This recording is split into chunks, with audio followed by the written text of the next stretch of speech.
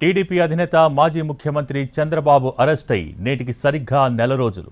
గత నెల 9న ఉదయం 6 గంటలకు జరిగిన ఆయన అరెస్ట్ తెలుగు రాష్ట్రాల్లోనే కాకుండా దేశంలోనే సంచలనంగా మారింది. స్కిల్ డెవలప్మెంట్ స్కామ్ కేసులో అరెస్ట్ అయిన చంద్రబాబు రాజమండ్రి జైల్లో రిమాండ్ ఖైదీగా ఉన్నారు.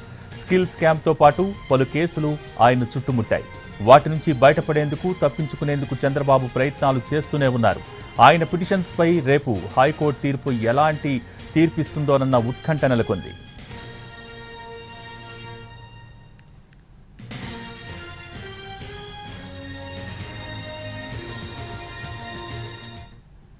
గత నెల 8న అర్ధరాత్రి నుంచి 9వ తేదీ తెల్లవారుజాం వరకు నంద్యాలలో చోటు చేసుకున్న తీవ్ర ఉద్రిక్తత నడుమ చంద్రబాబును అరెస్ట్ చేసింది సిఐడి. అక్కడి నుంచి విజయవాడకు ఆయన తరలింపు కూడా ఉద్రిక్త పరిస్థితుల మధ్య కొనసాగింది. రాజమండ్రి సెంట్రల్ జైల్లో జ్యుడిషియల్ రిమాండ్ ఖైదీగా ఆయన ఉండబట్టి 30 రోజులు కావస్తోంది. చంద్రబాబు అరెస్టు నుంచి ఆయన జైల్లో అడుగు పెట్టే వరకు ఎలాంటి పరిణామాలు చోటు చేసుకున్నాయో ఇప్పుడోసారి చూద్దాం. స్కిల్ డెవలప్మెంట్ స్కామ్ కేసులో సెప్టెంబర్ 9వ తేదీ ఉదయం 6 గంటలకు నంద్యాలలో చంద్రబాబును అరెస్టు చేశారు సిఐడి పోలీసులు. అంతకు ముందు రోజు 8వ తేదీ రాత్రి 11 గంటల నుంచి హైడ్రామా నడిచింది. నంద్యాలలో చంద్రబాబు బస చేసిన ఆర్కే ఫంక్షన్ హాల్ దగ్గర పోలీసులు ఒక్కసారిగా రావడంతో టీడీపీ అధినేతను అరెస్టు చేస్తారంటూ అనుమానాలు మొదలయ్యాయి. అర్ధరాత్రి తర్వాత సిఐడి అధికారులు ఎంట్రీ ఇచ్చారు. దీంతో అరెస్టు అనుమానాలు బలపడ్డాయి. అయితే వారిని లోనికి వెళ్లనీయకుండా టీడీపీ శ్రేణులు అడ్డుకున్నాయి. ఏదైనా ఉంటే ఉదయం రావాలని నేతలు పోలీసులకు సూచించారు. కానీ వారు అక్కడి నుంచి కదల్లేదు. ముందుగా అక్కడున్న వాహనాల్ని తొలగించారు. తర్వాత కార్యకర్తల్ని కూడా అక్కడి నుంచి పంపేశారు పోలీసులు. శనివారం తెల్లవారుజామున 5:30 గంటలకు చంద్రబాబు కార్వాన్ తలుపులు గట్టిగా కొట్టడంతో చంద్రబాబు బయటికి వచ్చారు. స్కిల్ డెవలప్మెంట్ స్కామ్లో అరెస్టు చేస్తున్నట్లు ఆయనకు చెప్పారు. అయితే ఆధారాలు లేకుండా ఎలా అరెస్టు చేస్తారని పోలీసుల్ని ప్రశ్నించారు చంద్రబాబు. ముందుగా కేసు వివరాలు, ఎఫ్ఐఆర్ కాపీ చూపించాలని అడిగారు. అలాగే కేసు కోర్టులో ఉండగా ఎలా అరెస్టు చేస్తారు అని నిలదీశారు చంద్రబాబు. ఆధారాలు ఉంటే ఉరి తీయండి, అంతేగాని ఇలా అక్రమంగా ఎలా అదుపులోకి తీసుకుంటారు అని మండిపడ్డారు. బెజవాడ తీసుకెళ్లేలోగా అన్ని వివరాలు తెలియజేస్తామని చెప్పారు పోలీసులు. సిఐడి డీఐజీ రఘురామ ఆధ్వర్యంలో చంద్రబాబును అరెస్టు చేశారు. ముందుగా ఆయనకు వైద్య పరీక్షలు నిర్వహించారు. ఆ తర్వాత ఐపీసీ సెక్షన్ 166, 167, 420, 418, 471, 477A, 409, 465, 468 సెక్షన్ల కింద ఆయన్ను అదుపులోకి తీసుకుంది సిఐడి. నంద్యాలలో సెప్టెంబర్ 9న ఉదయం 6 నుంచి 6:30 గంటల మధ్య అరెస్టైన చంద్రబాబు 6:37 సిఐడి అధికారులతో విజయవాడ వెళ్లేందుకు సిద్ధమయ్యారు. అదే రోజు ఉదయం 9 గంటలకు బెజవాడకు బయలుదేరారు. ఆ తర్వాత ఉదయం 11:17 ప్రాణత్యాగానికి సిద్ధమని చంద్రబాబు ట్వీట్ చేశారు.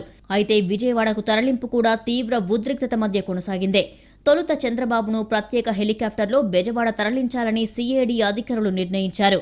అయితే అందుకు ఆయన నిరాకరించారు. తన వాహనంలోనే వస్తాను అని చంద్రబాబు చెప్పారు.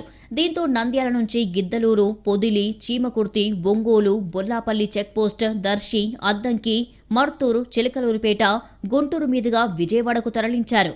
అయితే టీడీపీ శ్రేణుల ఆందోళనతో పలుమార్లు రూట్ చేంజ్ చేశారు పోలీసులు.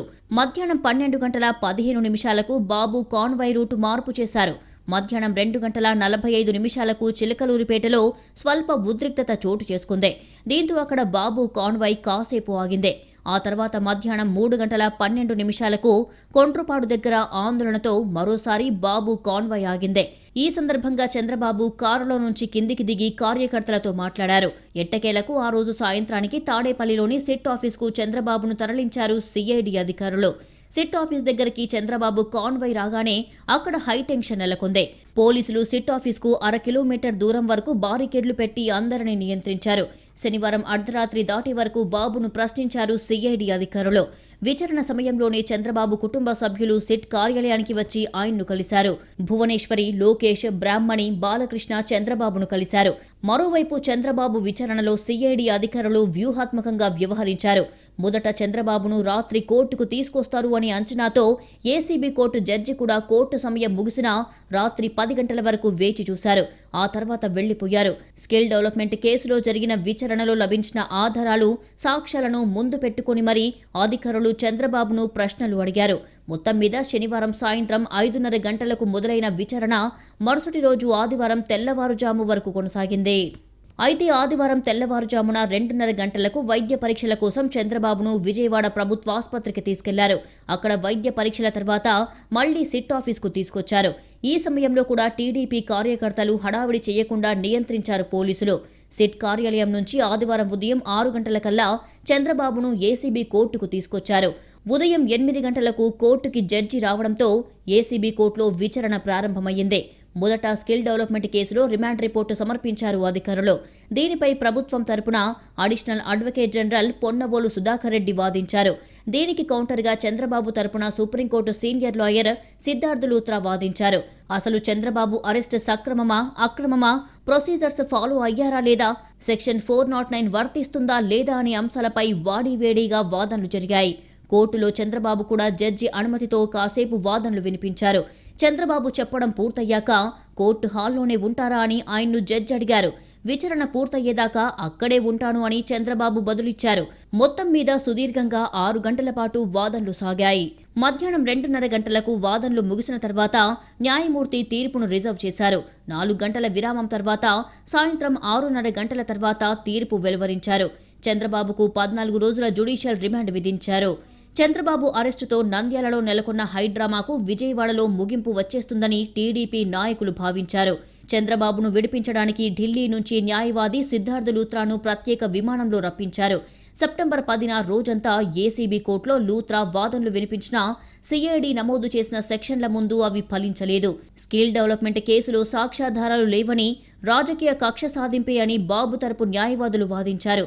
సిఐడి వాదనలతో ఏకీభవించిన ఏసీబీ కోర్టు న్యాయమూర్తి హిమబిందు చంద్రబాబుకు 14 రోజుల రిమాండ్ విధించారు. దీంతో విజయవాడ ఏసీబీ కోర్టు నుంచి రాజమండ్రి సెంట్రల్ జైలుకు చంద్రబాబును పటిష్ట భద్రత మధ్య తరలించారు. 11వ తేదీ రాత్రి 1:16 జైల్లో అడుగుపెట్టారు చంద్రబాబు. ఆయనకు జైలులో రిమాండ్ ఖైదీగా 7691 నంబర్ను కేటాయించారు. కోర్టు ఆదేశాల మేరకు చంద్రబాబుకు జైల్లో ప్రత్యేక వసతులు కల్పించారు. స్నేహ బ్యారక్ను సిద్ధం చేసి అందులో చంద్రబాబు భద్రతకు 5 సిబ్బందిని కేటాయించారు.